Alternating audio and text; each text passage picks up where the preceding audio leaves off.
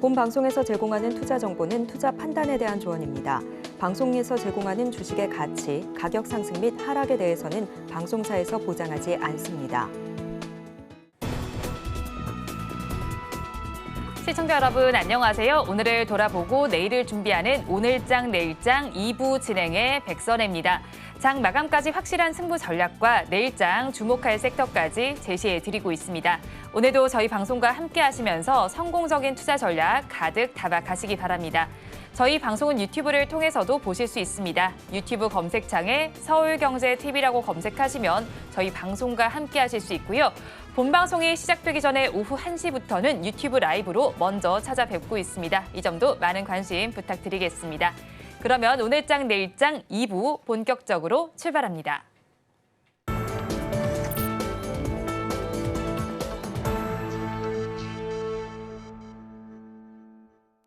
오늘도 두 분과 함께 시장에 대한 이야기 들어보겠습니다. 이스토리 김태성 본부장, 미르경제연구소 정태근 이사 두 분과 함께합니다. 두 분 어서 오세요. 네, 반갑습니다. 안녕하세요. 네, 오늘 시장 상황 좀 엇갈리고 있습니다. 본부장님께 먼저 질문을 드려보겠습니다. 오늘 오후장 들어서 좀 달라진 점이 있을까요? 질문을 처음 받으면 참 당황스러운데 일단 뭐 오늘 코스피, 코스닥 모두 그래도 생각한 것보다 저는 좋은 모습을 좀 보이고 있다 생각이 듭니다. 더욱이 지금 코스피 지수 같은 경우에는 1% 넘는 상승세를 좀 보이고 있어서 글로벌 증시 대비 일단 우리나라 시장 같은 경우에는 여전히 올라갈 수 있는 폭이라든지 올라갈 수 있는 모멘텀들이 조금 더 많지 않겠는가라는 희망. 적인 이제 부분을 좀 볼 수 있지 않았나라는 생각이 들고 있고 한 가지 이제 좀 걱정인 부분은 뭐냐면 주도주 쪽으로 이제 강한 수급이 들어와서 계속해서 이제 전체적인 이 시장이 좋아진다라기보단 일부 강한 뉴스 혹은 강한 이슈, 강한 이벤트가 있는 업종과 종목군들의 좀 수급이 쏠리고 있다라는 것이 한편으로는 조금 걱정이 됩니다. 아무래도 이제 오늘 작은 뉴스 이 뉴스 저 뉴스에 이제 따라서 굉장히 이제 작은 테마라고 여겨졌던 쪽에서 지금 굉장히 강한 시세가 좀 나오고 있다 보니 많은 투자자분들이 지금이라도 이쪽을 트레이딩을 해야 되는 것인가? 아닌가 지금 고민이 많을 수밖에 없는 상황.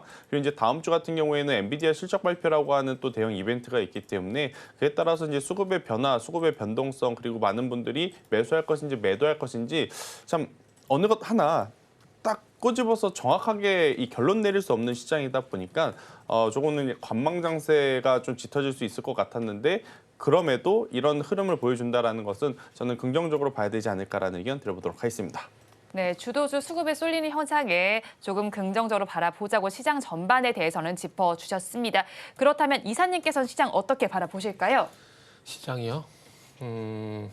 제 솔직한 심정을 말씀드리면 네. 어지러워요.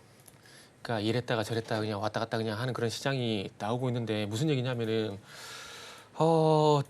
이게 그러니까 시장만 보게 되면 또 코스피로 갔다가 코스로 갔다가 코스닥에도 코스피로 갔다가 초부장을 사라는 건지 대형주를 사라는 건지 어쩌라는 건지 정말 개인 투자분들께서 상당히 어렵게 느낄 수 있지 않을까라는 생각이 좀 듭니다. 그러면서 또 한편으로 생각이 드는 것들이 작년 11월 달이나 지금이나 시장은 바뀐 게 없구나라는 그런 생각이 좀 들더라고요.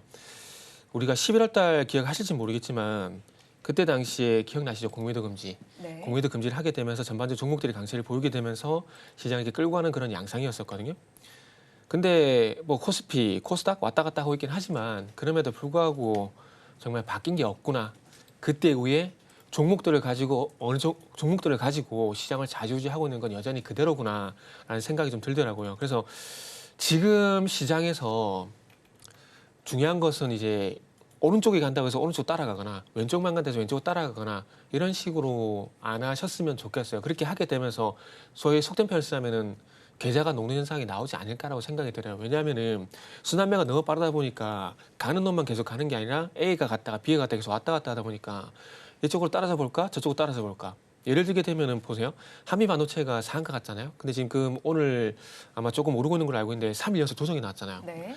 그거 나오는 거 보고 급하게 따라 들어갔다 3일 정도 나오면 아닌가? 이런 생각이 들 수 있거든요. 근데 오늘 또 그 비대면 관련주들 급등 나오잖아요. 그럼 또 이쪽으로 따라가냐? 또 따라가게 되면은 만약에 또 반등이 안 나오게 되면은 그러니까 그런 식으로 해서 종목이 계속 늘어나게 되면서 이제 마이너스가 늘어나게 되는 거죠. 그러니까 이런 것들을 좀 경계를 해야 될 시장이지 않나라는 생각이 좀 들어요. 그러다 보니까 차라리 어차피 시장이 순환매라면은 조금 전에 김태성 본부장이 말씀하셨듯이 엔비디아 실적 나오게 되면은 아마 시장에서 그렇게 부정적으로 이제 반응은 안 할 것 같아요. 그러면은 엔비디아 쪽을 보게 되면은 제가 볼 때는 소부장 쪽으로 움직일 것 같아요. 그러면 오늘 뭐 HPS 이런 거 7% 넘게 하락하고 있잖아요.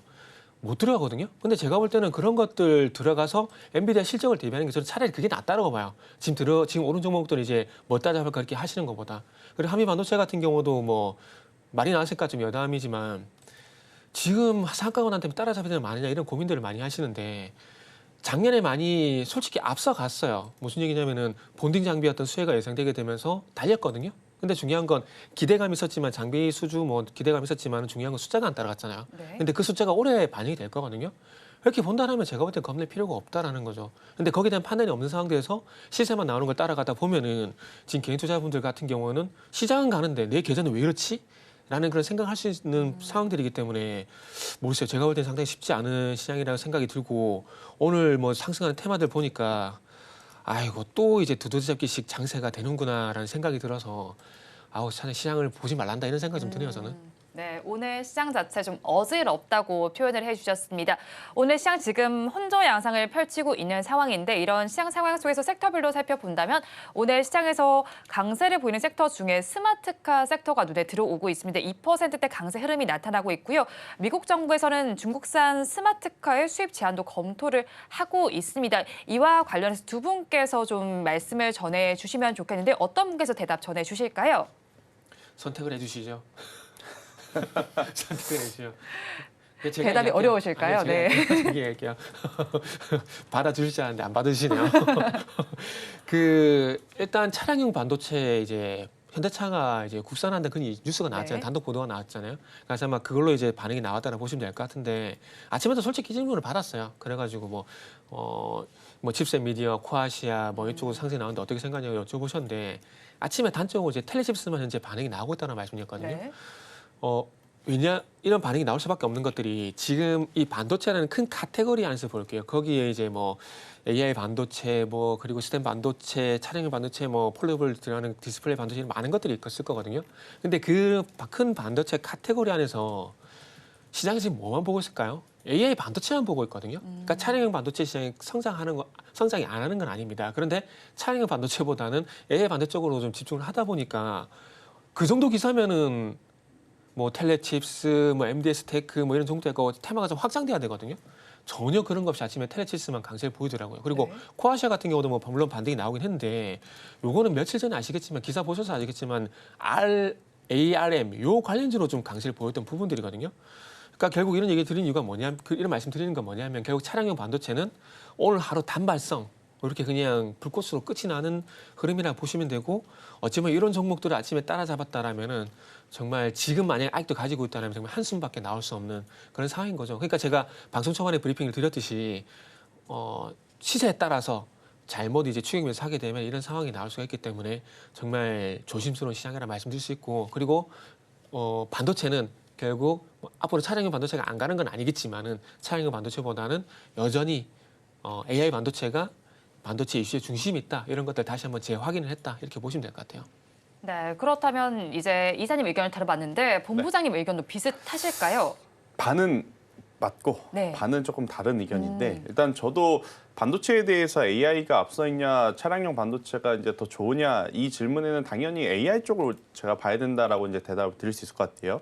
그거에 대해서는 앞서 이제 대표님 이야기에 이제 저도 전적으로 공감을 하는 바인데 약간의 이제 다른 부분은 뭐냐면 차량용 반도체 또한 우리가 이 가볍게 봐서는 저는 안 되지 않을까라는 네. 생각이 듭니다. 물론 텔레칩스의 오늘 주가의 흐름을 놓고 보면 가지고 계신 분들 혹은 오전에 트레이딩 하신 분들 진짜 마우스 던지고 싶을 거예요.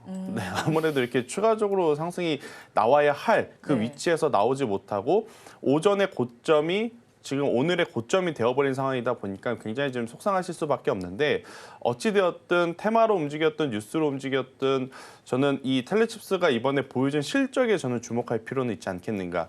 실적이 없으면서 위로 올라갔다 그런 다음에 내려오게 되면 뭐 할 말 없습니다. 하지만 실적이 받쳐주는 종목이기 때문에 오히려 실적이 받쳐줬음에도 불구하고 수급적인 변화에 따라서 주가의 조정이 나온다. 저는 그 조정을 역이용해 볼 필요는 저는 충분히 있지 않겠는가. 대신에 이제 속도감이라든지 중요도에 있어서는 AI 쪽을 이길 수는 없습니다. 이길 수는 없겠습니다만 저는 차량용 반도체 또한 지금 위치보다 조금 더 가격적으로 혹은 기간적으로 우리가 살 수 있는 기회가 오게 되면 저는 충분히 한번 트레이딩을 해볼 수 있는, 왜냐하면 현대차 기아가 작년에 보여준 실적 그리고 이제 올해 이 EV로 가는 그 사이에 또 하이브리드 카가 고부가 가치 라인업들이 많거든요. 네. 그렇기 때문에 이제 이 부분에 대해서도 한번 기대를 해볼 수 있는 요소는 여전히 남아있지 않겠는가라는 의견 들어보도록 하겠습니다. 네, 스마트카 섹터 안에서 텔레칩스에 대해서 실적 중요도가 높아지고 있다고 정리를 해주셨습니다. 그리고 오늘 섹터에서 살펴본다면 그 다음을 이은 섹터가 바로 타이어 섹터입니다.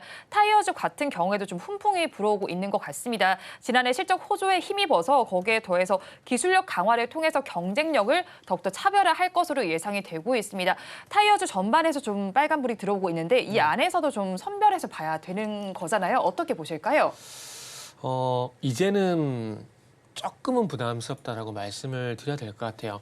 그러니까 자동차 부품주 내에서도 이 부분 말씀이 안 되겠구나. 일단은 부담스럽다고 말씀드렸는데 왜 그러냐면은 지금 이제 타이어 관련된 종목들 같은 경우는 금호 타이어하고 한국 타이어 앤 테크놀로지 요 두 종목이 현재 주도를 하고 있다고 보시면 될 거거든요.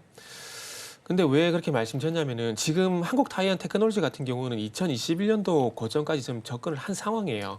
2021년도 고점이 57,500원이거든요. 그리고 지금 시세가 54,700원인데 전고점에 딱 다가섰습니다. 그리고 금호 타이어 같은 경우도 지금 2021년도 고점이 8,300원. 요 종목은 6,770원 정도이기 때문에 여유가 좀 있다고 봐야 될 것 같아요. 그래서 어찌 보면 한국 타이어 앤 테크놀로지 그리고 금호 타이어 공통점이 뭐냐면은 둘 다 현대차량이라는 겁니다. 이번 현대차 수혜를 보고 있다는 거예요.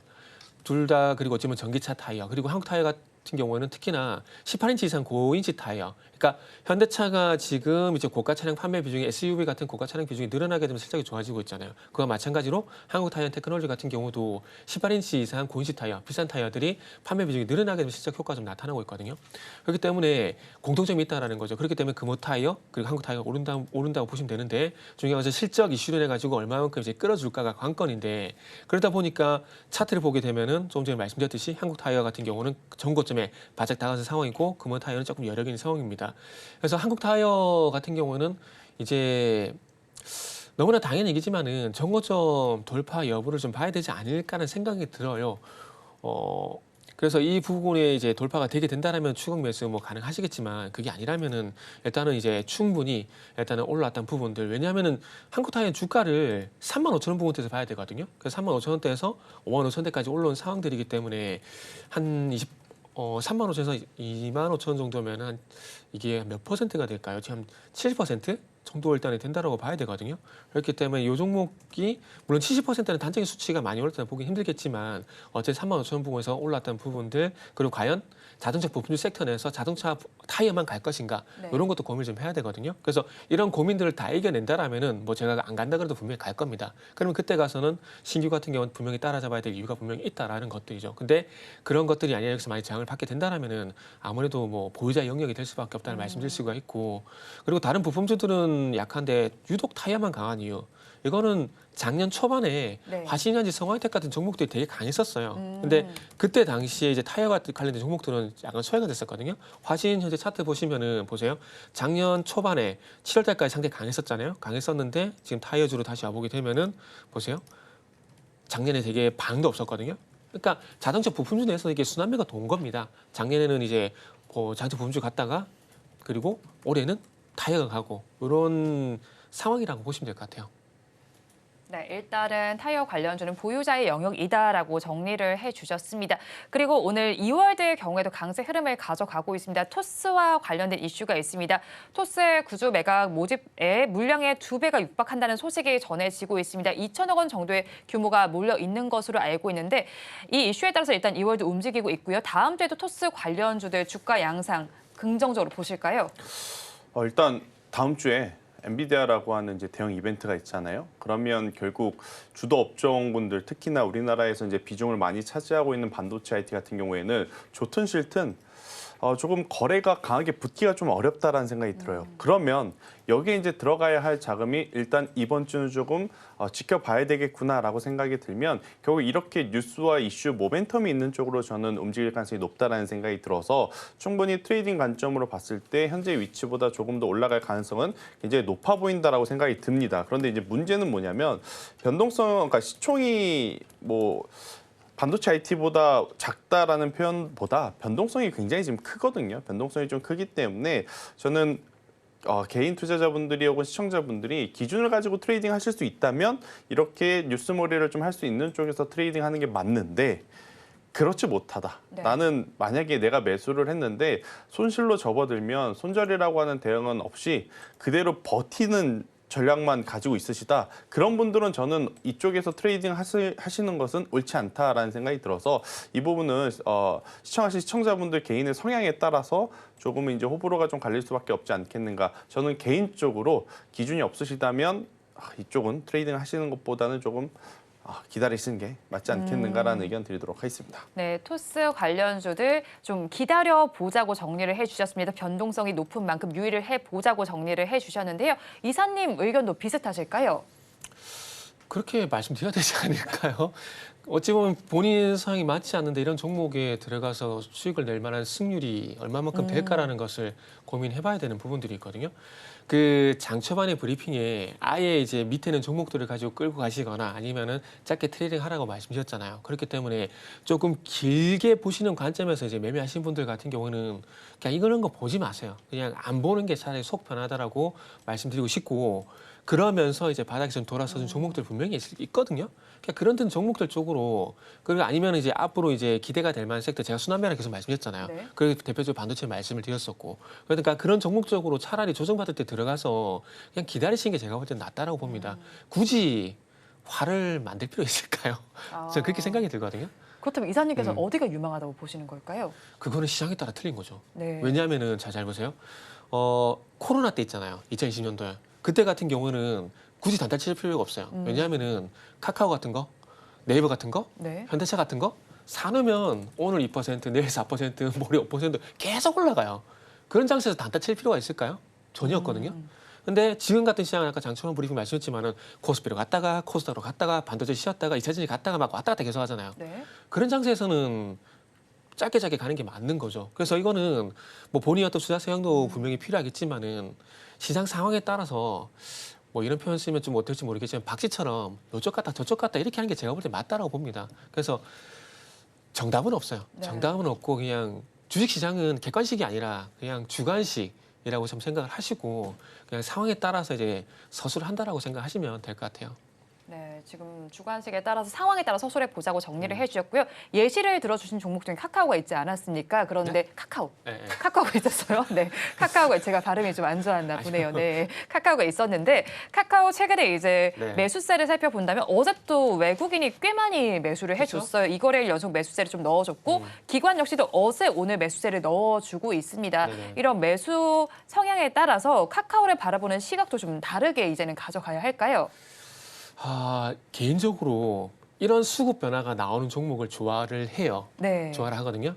무슨 얘기냐면은, 그러니까 지금 이제 기관 수급하고 외국인 수급을 말씀해 주셨는데, 네. 저는 개인적으로 한 주체가 정말 미친 듯이 강력한 매수가 확 들어가거나 아니면 한 주체가 정말 미친 듯한 매도가 나오거나, 이게 결국 그런 걸 좋아하는데, 결국 그런 걸 좋아하는 이유가 뭐냐면 이게 결국 손바뀜이라는 얘기거든요. 개인이 어제 230만 주 넘게 털었어요. 굳이 지금 시점에서. 이걸 어떻게 해석을 해야 될까요?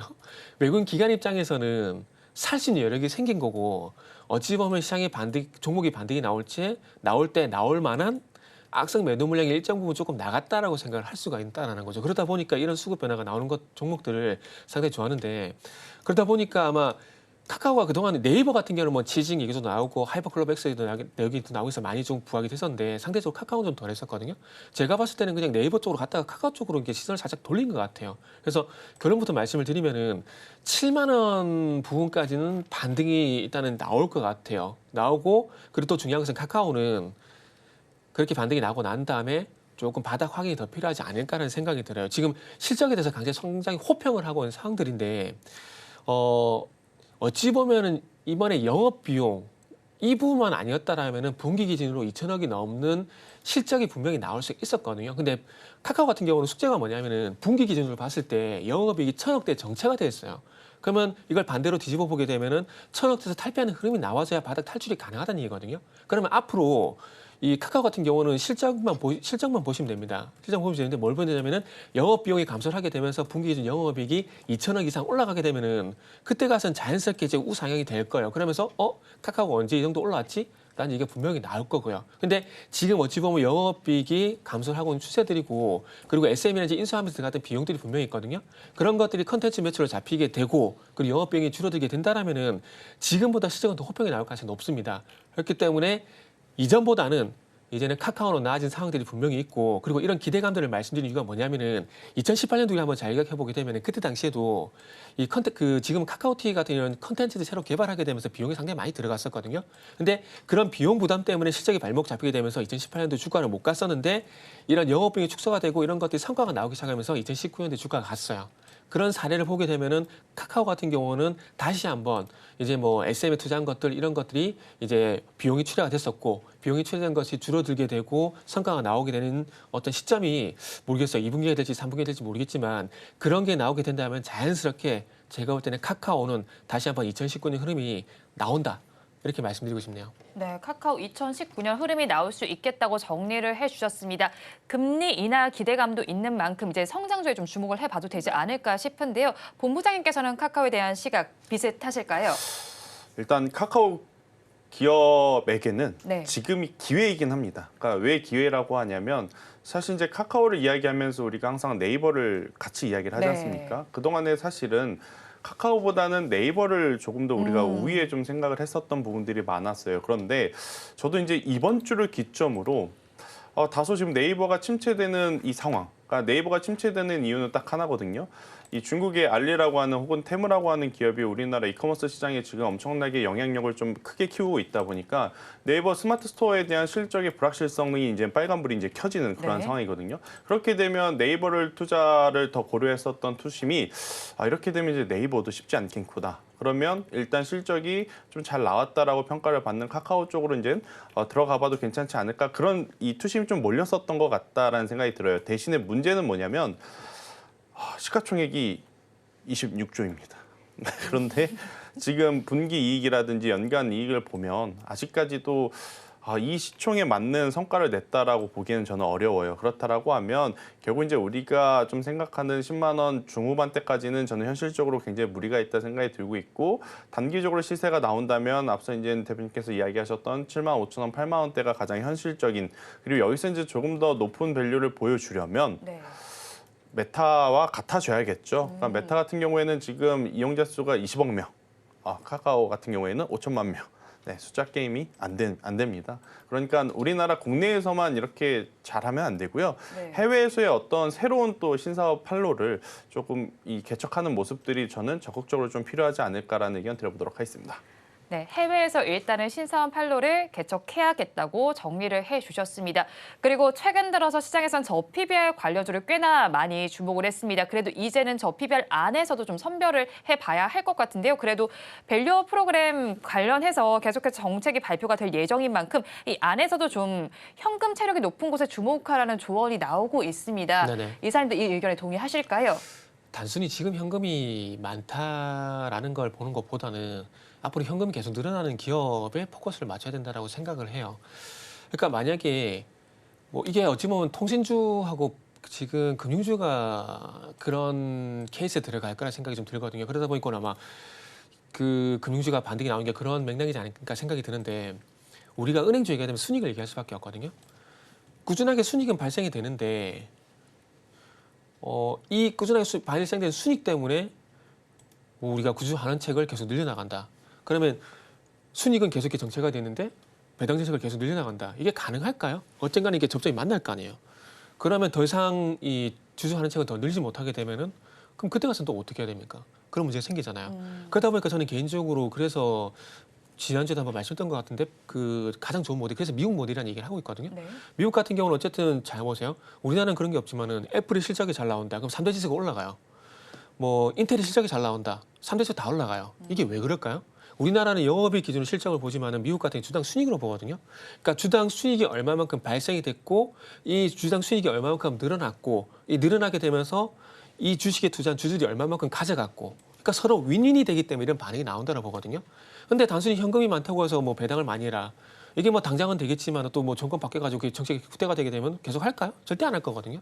그렇기 때문에 미국식 모델이 가장 미국식 모델처럼 기업이 성장을 하게 되면서 같이 이제 환원이 가는 분배도 같이 가는 그런 시스템을 저는 개인적으로 좀 만들었으면 좋겠어요. 네. 그렇게 하기 위해서는 해야 될 과제들도 상당히 많은 상황들이고 그리고 뭐 앞으로 뭐 저피부에 관련된 종목들이 안 움직인다라는 게 아니에요. 네. 지금처럼 이렇게 붐은 제가 볼 때는 힘들다라는 것들이죠. 뭐 같은 맥락은 아니지만은 예를 들게 되면은 예전에 무상증자 테마가 정말 막 불꽃처럼 일어날 때가 있었잖아요. 네. 붐이 있었잖아요. 근데 지금도 무상증자 이슈 나오게 되면은 종목들이 움직여요. 근데 무상증자 테마가 형성되나요? 안 되잖아요. 마찬가지라고 봐요. 그러니까 맥락은 틀리지만은 현상 비슷한 현상에 대한 부분을 우리가 포커스를 맞춰야 되거든요.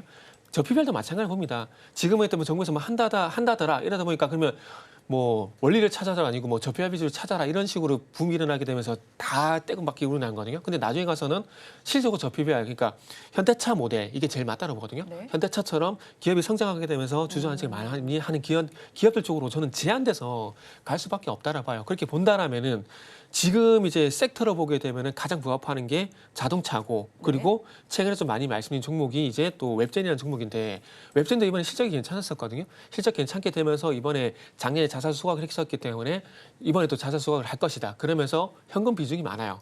뭐 잠시만 2,300, 5,300 좀 헷갈리고 있는데 금융자산이 제가 알기로는 한 5,300 정도 되고 부동산은 1,000억 정도 되거든요. 실적도 돌아서주게 되고 현금충 여력도 충분한 기업들. 이런 기업들 선별해서 가지 않을까요? 저는 그런 생각이 좀 들어요. 네, 좀 선별해서 바라봐야 되겠다라고 말씀을 해주셨고 자동차 관련주를 한번 바라보자고 정리를 해주셨습니다. 그렇다면 본부장님께서는 저 PBR 바라보는 의견이 어떠신지 좀 궁금합니다. 이제 좀 시세가 끝물이라고 봐야 하는 걸까요? 끝물이라고 보여지진 않는데 사실 현재 구간에서 새롭게 좀 매수하기에는 좀 부담이 되는 것은 사실이다. 특히나 금융주라든지 은행주 또 이제 현대차, 기아 같은 경우에는 또 며칠 뒤면 배당락일이거든요. 그러면 이제 배당락에 따른 이 수급 변동성도 저는 꼭 체크를 해야 된다는 생각이 들어서 관심 있으신 분들은 지금보다도 배당락일날 아마 이제 시초의 개파락으로 시작할 가능성이 높은데 그날 빠르게 회복을 해주는지 네, 그걸 보시면서 회복을 한다면 트레이딩하는 게 맞고 그렇지 않다면 조금 더 여유롭게 우리가 이제 원하는 가격대의 이제 조정을 기다려볼 필요는 있지 않겠는가. 일단 종목은 저는 두 가지만 봅니다. 현대차와 네. 삼성물산. 네, 나머지는 아직 보진 않습니다.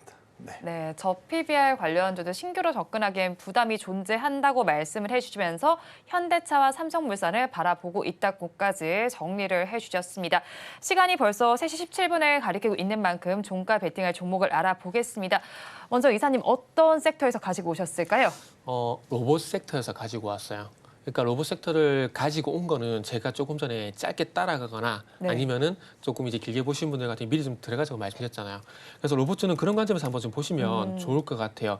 로봇주가 갈 만한 이슈들이 최근에 저만 그런지 모르겠는데 뉴스가 상당히 좀 많이 나와요. 일단 올해부터 이제 휴머노이드 로봇 본격적으로 어떤 상용화에 대한 얘기가 계속해서 나오고 있거든요. 그 노르웨이의 원엑스 테크놀로지라는 그 로봇 스타트업 기업이 있어요. 네. 이 회사가 그 이브라는 로봇을 이제 공개를 했는데 예전에 제가 로봇 관련주 얘기하게 되면서 그 아이로봇이라는 그 윌 스미스가 나왔던 영화 한번 말씀드렸던 기억이 있는데 그게 나온 로봇과 모양이 상당히 흡사해요. 옵티머스도 마찬가지고요. 그런데 그걸 좀 뛰어넘는 2세대 로봇이 또 올 여름에 나올 예정이라고 합니다. 여기에는 그 오픈 AI의 챗GPT가 접목이 된 이 네오라는 로봇이 공개가 될 예정인데 그러면 이제 자율수행 로봇에 더 한 발짝 더 다가섰다라고 좀 보시면 될 것 같아요. 그리고 그것뿐만 아니라 테슬라 같은 경우도 이제 옵티머스를 또 2025년도에 출시할 계획이라고 합니다. 그러니까 이런 이슈들이 나오고 있고 국내 쪽 같은 경우는 뭐 삼성전자 자회사라고 봐도 되겠죠. 레인보우 로틱스, 상반기 휴머노이드 로봇, 보핏. 날만 이슈가 너무 많아요. 그리고 이제 우리나라 같은 경우에 이제 테마주들이 해외에 있는 어떤 뭐 엔비디아 이슈에 따라서 이렇게 움직이는 것처럼 뭐 이런 방금 말씀드린 뭐 테슬라라든지 그리고 원엑스 테크놀로지 이런 기업들 한번 보게 된다라면은 아마 또 로봇 테마가 날 것 같아요. 그리고 원엑스 테크놀로지 같은 경우는 이번에 이제 1월달에 시리즈 B 투자를 유치했는데 여기에 삼성전자 자회사, 삼성네스트가 또 투자에 참여를 했어요. 그래서 이런 부분들을 보게 된다라면은 또 로봇 관련된 종목들에 대해서 관심을 가져야 되지 않을까 생각 좀 해봤습니다.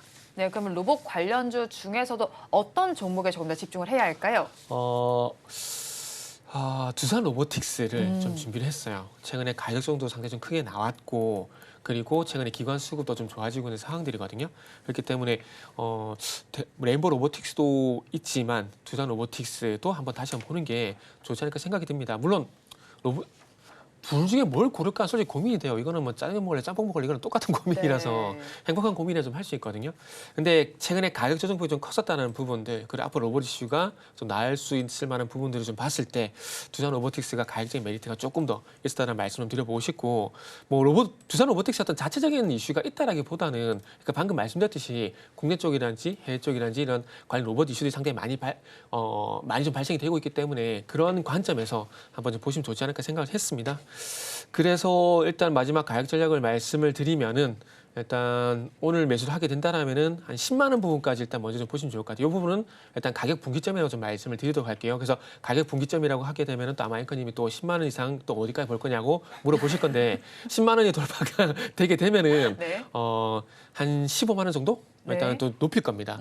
왜냐하면 저는 이건 다음에 말씀드릴게요. 어쨌든 10만 원을 1차 가격 분기점으로 보고 여기가 돌파가 되게 되면 15만 원까지 올 거다 이렇게 보시고 손절가는 7만 7천 원 일단 한번 제시해 보도록 하겠습니다. 네, 종가 베팅할 종목으로 두산 로보틱스 짚어주셨습니다. 목표 주가 1차적으로 10만 원 그리고 2차적으로 15만 원까지 열려 있다고 전해주셨고요. 손절 라인 7만 7천 원 제시해 주셨습니다. 그렇다면 이번에는 본부장님 종가 베팅할 섹터 어디서 가지고 오셨나요? 오늘 이 섹터 말 안 하면 섭섭할 것 같아서 비대면 진료 쪽을 좀 체크를 해봐야 될 것 같습니다. 일단 의사정원을 늘린다라고 하니까 또 의사들이 지금 들고 일어났죠. 이제 여기에 맞춰서 우리나라 정부가 과거와는 조금 다르게 강의 정책을 지금 펼쳤습니다. 그래 그러면 비대면 의료로 대체하고 PA에 대한 증원을 또 늘려서 방어를 하겠다라는 이야기를 하다 보니 관련주들이 지금 어제 이어서 오늘도 굉장히 이제 강하게 들썩이고 있는 상황이다라고 좀 보시면 될 것 같습니다. 일단 비대면 진료 같은 경우에는 여러분들도 이미 아시다시피 OECD 국가 중에 우리나라가 가장 뒤처져 있다라고 지금 평가를 받고 있어요. 네. 그렇기 때문에 시대의 흐름에 따라서 우리나라도 이 비대면 진료는 시작을 해야 하고 성장을 해야 됩니다. 그런데 이제 안 하던 걸 하게 되면 우리도 안 하던 거 하면 피곤하지 않습니까? 그러니까 이쪽도 마찬가지인 것 같습니다. 아무래도 이제 안 하던 걸 새롭게 하려다 보니 그에 따른 노이즈가 당연히 나타날 수밖에 없고 그 협의점을 찾아가는 과정 자체가 사실은 짧게 끝날 가능성이 좀 낮아 보여요. 네. 그러니까 우리가 테마라든지 이슈를 볼 때 오늘 정말 하루짜리 이슈일 것이냐 아니면 이 이슈가 계속 노이즈가 계속 이어질 것이냐 이 부분을 좀 체크를 하셔야 되는데 일단 해당 뉴스는 제 기준으로 봤을 땐 전자보다는 후자의 느낌이 지금 강하기 때문에 저는 충분히 우리가 트레이딩 할 수 있는 타이밍은 줄 수 있지 않겠는가라는 의견 한번 드려보도록 하겠습니다. 네, 그렇다면 종목은 어떤 걸 가지고 오셨나요? 뭐 인성 정보를 많이들 생각하시겠지만 인성 정보보다는 유비케어라고 하는 기업을 여러분들이 꼭 체크를 하셨으면 좋을 것 같은데 의료 플랫폼 똑딱이라는 게 있습니다. 네. 아마 이제 아이를 키우는 분들은 굉장히 좀 잘 아실 것 같은데 병원에 한번 가면 소아과 진료를 한번 보러 가려면 가서 접수하고 진료받는데 한 2시간 걸립니다. 저 주말에 한번 갔다가 그죠. 3시간 기다렸습니다. 그러니까 들어가서 의사 선생님 만나는 거는 3분 5분이면 끝나거든요. 그런데 이제 접수하고 이제 기다리는 시간이 2시간, 3시간. 그러다 보니까 당연히 이 어플리케이션을 통해서 조금 빠르게 예약을 미리 해주는 그런 분들이 굉장히 많고 그로 인해서 당연히 이제 유비케어 같은 경우에는 올해보다 더 나은 실적 성장세를 좀 계속 나타낼 부분들이 많다라고 좀 보시면 될 것 같고요. 지금 이 1,000만 명의 앱 사용자를 보유하고 있습니다. 일단 지금은 유료화가 되어 있지 않는데 이게 유료화가 또 된다라는 이야기가 있어요. 네. 그렇게 되면 당연히 매출은 빠른 속도로 늘어날 가능성이 굉장히 높다 생각이 들고 있고 또 이제 계열사로 크레템이라고 하는 기업을 가지고 있는데 이 크레템 같은 경우에는 의약품을 자동으로 분류를 해주는 이 설비를 만든다라고 좀 보시면 됩니다. 그러니까 어느 산업이든 요새는 로봇 자동화가 좀 필수인 것 같거든요. 이쪽에서도 이제 작년 같은 경우에는 작년 상반기에는 굉장히 부진했지만 그래도 하반기 들어오면서 실적에 대한 성과들이 좀 나오고 있어서 이러한 것들이 종합적으로 겹쳐봤었을 때는 저는 유비케어 충분히 더 좋은 모습을 좀 보일 수 있지 않겠는가라는 의견 드려보도록 하겠습니다. 네, 유비케어 그렇다면 가격 전략 저희가 어떻게 잡아갈까요? 네, 일단 오늘 많이 올랐잖아요. 네. 그래서 저는 종가에 다 사지 마시고요. 2번에 나눠 사자. 네, 오늘 종가와 내일 만약에 시초가 조금 밀린다면 다음 주죠. 다음 주 시초가 좀 밀리면 그 가격대에 사시는 게 좋을 것 같다 생각이 들고 있고 저는 오늘 이제 시작한 출발점이라고 하는 5,100원이라는 가격대 밑으로 내려오게 되면 그때는 손절하시는 게 맞다라는 생각이 들고 있고 반대로 이제 올라갈 경우에는 제가 목표가를 좀 높게 잡았어요. 저는 10,000원이라는 가격대까지 이들이 보여줄 수 있는 테마적인 노이즈 를 좀 생각을 해본다라고 하면 높게 잡아도 괜찮지 않겠는가. 그리고 이제 단순히 기대감이 아니라 제가 앞서서도 이야기 드렸지만 충분히 우리가 어플리케이션을 지금 이 사용하는 사용자가 많은 이 여기에 보유 지분을 약 45% 갖고 있기 때문에 실적도 충분히 잘 나올 수 있다는 의견 드려보도록 하겠습니다. 네, 종가 베팅할 종목 유비케어 짚어주셨습니다. 목표 주가는 10,000원, 손절 라인 5,100원 제시해 주셨습니다.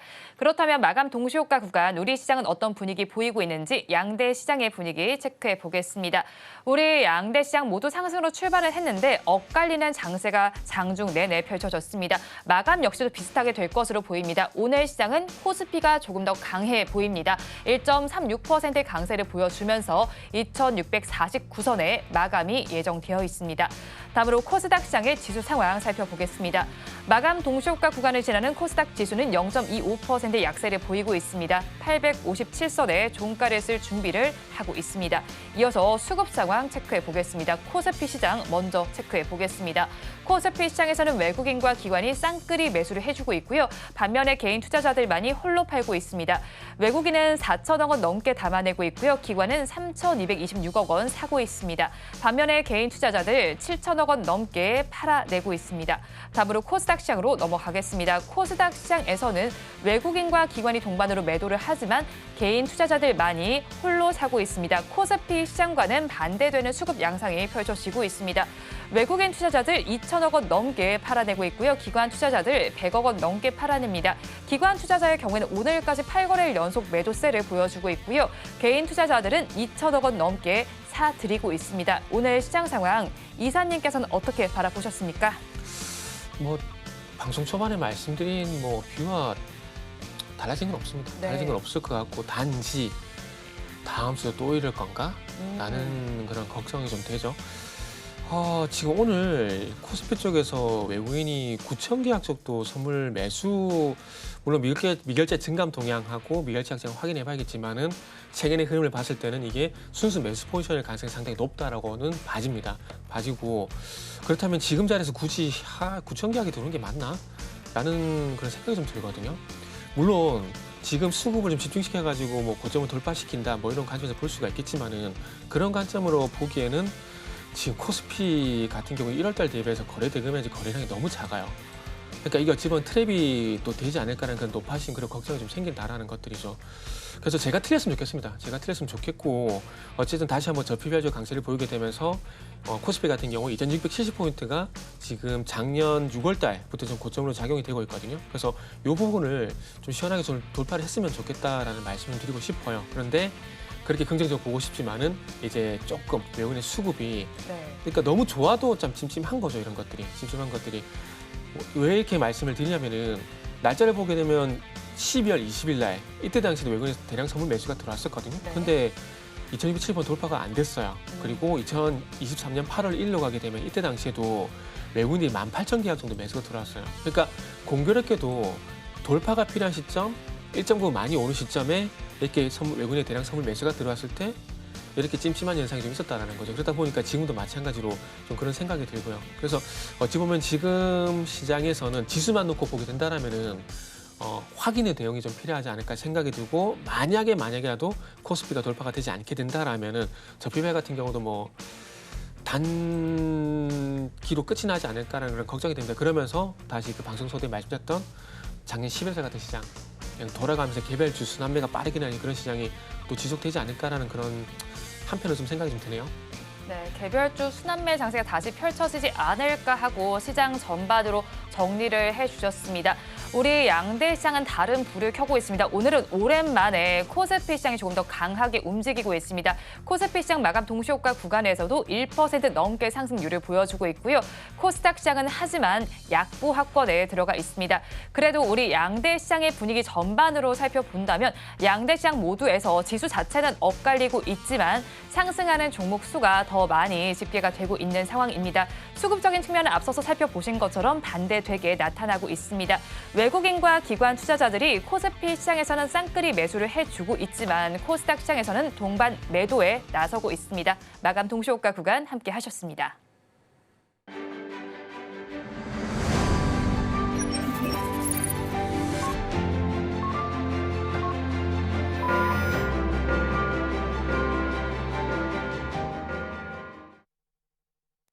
오늘은 오랜만에 코스피 시장에 조금 더 강한 빨간 불이 들어왔습니다. 업종별로는 어떻게 마감을 했는지 살펴보겠습니다. 코스피 지수가 빨간 불을 켠 만큼 모두 상승한 업종이 더 많이 집계가 됐습니다. 그 안에서 가장 큰 상승률을 보여준 업종은 증권 업종이었습니다. 4%대 강세 흐름을 가져가면서 마감이 됐고요. 그 뒤를 이은 업종이 금융 업종입니다. 3.27% 상승 마감했습니다. 화학 업종이 3.01%의 상승률을 보여줬고요. 다음으로 코스닥 시장으로 넘어가서 살펴봐도 지수는 하락세로 마감을 했지만 상승한 업종이 더 많이 나타났습니다. 컴퓨터 서비스 업종이 그 중에서 가장 좋았습니다. 3.1%의 강세 흐름을 나타냈고요. 그 안에서 가장 강했던 종목은 인성정보로 상한가 마감을 했습니다. 소프트웨어 업종이 그 뒤를 이었습니다. 1.95%의 강세 흐름을 나타냈고요. 그 안에서 가장 큰 강세를 보여줬던 종목은 유비케어로 앞서서 짚어주신 종가 베팅 종목이었습니다. 23%대 강세 흐름으로 마감이 됐습니다. 방송 서비스 업종 역시 좋았습니다. 1% 조금 못 미치는 상승률로 마감이 됐습니다. 그렇다면 본부장님께서는 오늘 마감 상황 어떻게 바라보셨을까요? 이 정도면 그래도 저는 괜찮지 않았나라는 생각이 들어요. 일단 글로벌 증시 대비해서 일단 우리나라 증시가 저는 잘 버텼다라고 생각이 들고 있고 대신에 이제 어떤 종목을 가지고 있느냐에 따라서 이제 기분은 좀 달랐을 것 같습니다. 오늘 같은 경우에는 반도체 비중이 좀 많으신 분은 다소 섭섭할 수밖에 없고 대신에 이제 2차 전지에 좀 물려 계셨던 분들 같은 경우에는 오히려 이제 안도의 한숨을 좀 쉴 수 있었던 하루가 아니었나. 그러니까 이 흐름 자체가 사실은 오늘뿐만 아니라 1월 말부터 현재까지 계속 좀 이어져 왔거든요. 그러니까 시장이 좋다라고 하면 결국 이제 반도체냐 2차 전지냐 누가 이제 더 강할 거냐 아니면 뭐 같이 강할 거냐 아니면 이 외에 이제 종목군들 우리가 봐야 될 거냐 이제 이 고민을 우리가 지금 해야 되는 시점인데 저는 우선은 가는 쪽 종목에서는 일정 부분 수익을 좀 챙겨주시는 게 맞지 않겠나라는 저는 생각이 들어요. 왜냐하면 수급은 좋습니다. 하지만 앞서 이제 정 이사님이 이야기하신 것처럼 너무 이제 과도한 오버 물량은 우리에게 부담이 될 수도 저는 있다 생각이 들고 있거든요. 저는 모든 이 매매 시점 전략을 포인트를 엔비디아 실적 발표 날로 좀 보고 있어요. 그래서 네. 이제 실적 발표 전에는 최대한 반도체 기업들 수익난 종목이 있다라고 하면 저는 충분히 좀 비중을 비워내시는 게 맞을 것 같다 생각이 들고 있고요. 대신에 이제 엔비디아 실적 발표가 됐음에도 불구하고 여전히 지금 시대는 AI로 가고 있다. 이런 이야기가 나오게 되면 저는 그때 다시 담아내도 늦지 않는다라는 의견 한번 드려보면서 아무래도 이제 이런 관망장세가 저뿐만 아니라 많은 투자자분들이 다 같은 마음인 것 같아요. 그러다 보니까 오늘 초전도체 이야기 네. 저희가 한 번도 안 했네요. 네, 이런 종목군들이 지금 네. 시세가 지금 나고 있다라고 좀 보시면 될 것 같아서 저는 조금은 유연하게 일정 부분은 대응을 하고 다음 주 이제 변수를 우리가 미리 좀 준비를 해야 되지 않겠는가라는 의견 들어보도록 하겠습니다. 네, 다음 주에 변수를 우리가 한번 준비해 보자고 장 마감 상황을 정리해서 말씀해 주셨습니다. 그리고 요즘에 고물가 시대입니다. 그래도 피부 관리는 많은 분들이 신경을 쓰고 계실 텐데요. 그런 만큼 좀 비용 부담을 줄일 수 있는 홈 뷰티 디바이스 시장이 급성장을 하고 있습니다. 그리고 조업급 대우로 불리고 있는 API도 상장이 예정이 되어 있는 만큼 네네. 이제 미용 의료기기 쪽도 이제 시선을 돌려봐도 좋지 않을까 싶은데 어떻게 바라보십니까? 저도 기사를 봤는데 수술보다는 시술 쪽으로 좀 많이 넘어가고 시술 상당히 많이 받는다 그러더라고요. 아마 그런 것들 때문에라도 뭐 클래시스라든지 휴대나 이런 종목들이 갈 수밖에 없는 것 같아요. 그리고 클래시스는 뭐 아시겠지만 실적으로 충분히 뭐 퍼포먼스를 보여줬다고 좀 판단을 좀 하고 있고요. 그렇다면 이 피부 미용 쪽을 다시 잡을 것인가 요 관점에서 보게 된다라면은 뭐 추세적으로 보기에는 아무래도 결론적으로 이제 뭐 모든 걸 다 합쳐봤을 때 결국 차트가 우선순위가 될 수밖에 없거든요.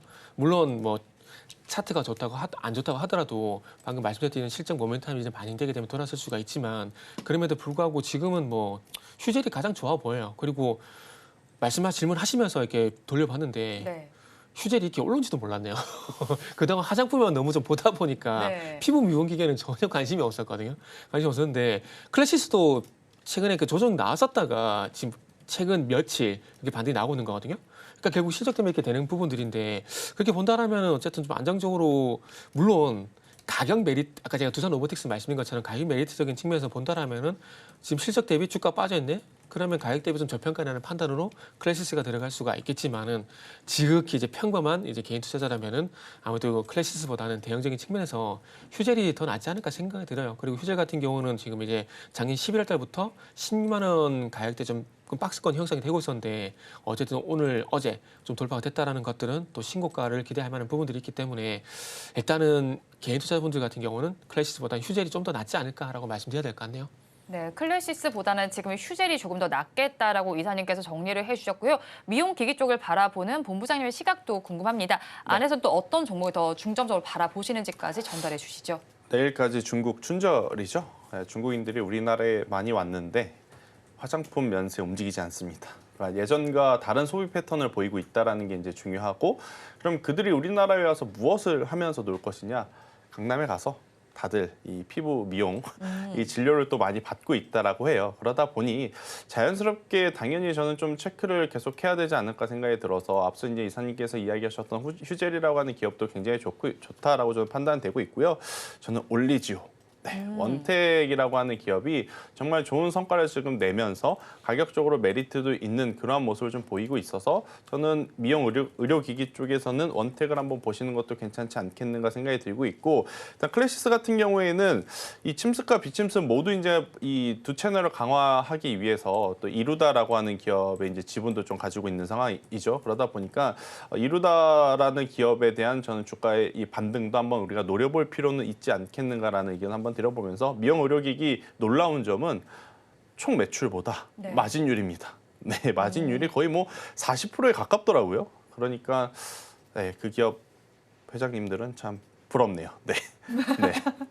네, 원택까지 전달을 해주셨고요. 그리고 미용 의료기기 쪽에서 사실 또 공모도 진행이 되고 있지 않습니까? APR에 대한 관심도 높을 것 같습니다. 지금 증거금만 14조가 몰려있는 상황인데 주가 추세는 어떻게 예상을 해볼 수 있을까요? 기업의 체력도 좀 고려를 해봤을 때요. 지금 분위기면은 상장 하나를 또 이제 급등이 나오지 않을까라는 생각이 좀 들어요. 근데 중요한 건 과연 내가 몇 주를 가져갈 수 있나라는 생각을 보게 되면은 자, 풍요성의 빈곤? 뭐 이런 생각이 들어요. 네. 결국 승자는 거기 이제 오너가 이런 말씀 드리긴 좀 그렇지만 36이라고 그러더라고요. 좀 부럽네요. 너무 많이 부러운데 예전에 그 대명에너지라는 기업도 상장을 했었는데 그쪽 기업 이제 오너분도 30대더라고요. 네. 그 요새는 30대 부자들이 상당히 많이 나오니까 그래서 제가 이상한 얘기를 하고 있는데 그만큼 이제 부럽다라는 거죠. 그래서 저는 조금 이제 이렇게 얘기하면은 좀 이제 어떻게 생각할지 모르겠지만 균등 배분은 없었으면 좋겠어요. 그러니까 주식시장이라는 게 누군가 수익이 나면 누군가는 손해 날 수밖에 없는 시장이 투자 시장인 거잖아요. 약육강식 시장인 거잖아요. 이렇게 본다면 저는 개인적으로 좀 풀었으면 좋겠어요. 그래서 대신에 뭐 할 수 있는 횟수 제한을 건다라든지 차라리 그런 쪽으로 더 낫지 않을까 생각이 들거든요.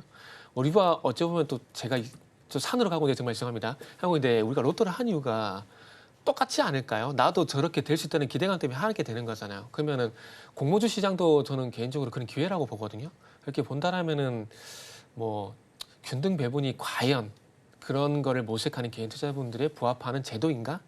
라는 만구 제 생각 말씀이었습니다. 네, 그 APR에 대한 본부장님 의견도 좀 궁금합니다. 어떻게 바라보실까요? 부럽네요. 네, 일단 근데 이제 APR 같은 경우에는 아마 이 주식을 받으신 분들이 많지는 않을 거예요. 네. 워낙 이제 유통 주식수가 지금 적은 상황이라서 대신에 이제 이것이 어떤 효과로 이제 적용이 될 거냐? 당연히 상장하게 되면 못 샀던 분들이 이제 우르르 이제 몰려갈 가능성이 높다 생각이 네. 들어서 그렇게 되면 나오는 변수 APR만 강할 것이냐? 아니면 미용 네. 의료기기 전체가 강할 것이냐 이 부분을 조금은 더 저는 보시면서 대응을 해야 되지 않을까라는 생각이 들고 있고 제가 한 가지 또 정정을 좀 해드릴 게 제가 오늘 공약주가 유비케어였지 않습니까? 똑딱 유료화 이야기를 했는데 제가 잘 체크를 못한 것 같아요. 네. 그러니까 유료화가 이미 됐다라고 합니다. 네, 역시 우리나라는 돈 된다는 것은 가장 빨리 하는 나라인 것 같습니다. 네, 그거 참고하시길 바라겠습니다. 네, APR의 상장 이후 주가 전망까지 들어봤습니다. 지금까지 이스토리의 김태성 본부장, 미르경제연구소의 정태근 이사와 함께했습니다. 오늘 두 분 말씀 고맙습니다. 오늘장 내일장 2부에서 전해드린 내용 정리해서 보여드리겠습니다. 화면으로 확인해 보시죠. 오늘장 내일장 2부의 핵심입니다. 오늘 종가 베팅 섹터 한번 살펴보도록 하겠습니다. 정태근 이사님께서 짚어주신 종가 베팅 종목은 두산 로보틱스였습니다. 휴머노이드 로봇 개발이 가속화 훈풍을 받고 있습니다. 여기에 더해서 목표 주가는 10만 원, 손절 라인 7만 7천 원 제시해 주셨습니다. 다음 장으로 넘어가서 김태성 본부장님의 종가 베팅 종목 살펴보겠습니다. 유비케어 짚어주셨습니다. 똑딱과 크레템의 효과가 기대된다고 전해주셨고요. 목표 주가는 만 원, 손절 라인 5,100원 제시해 주셨습니다. 본 방송에서 제공하는 정보는 투자 판단에 대한 조언일 뿐 해당 주식의 가치와 수익률을 보장하지는 않습니다. 아울러 서울경제TV와 서울경제신문은 당사의 브랜드입니다. 최근 당사를 사칭하는 피해 사례가 늘어나는 만큼 각별히 주의해 주시기 바랍니다. 오늘장 내일장 2부에서 준비한 순서는 여기까지입니다. 저희는 내일 이 시간도 여러분과 함께하겠습니다. 오늘도 시청해 주신 여러분 고맙습니다.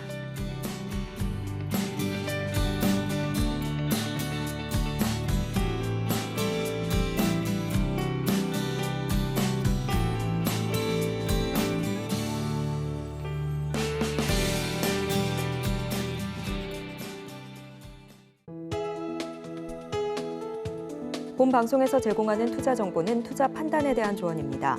방송에서 제공하는 주식의 가치, 가격 상승 및 하락에 대해서는 방송사에서 보장하지 않습니다.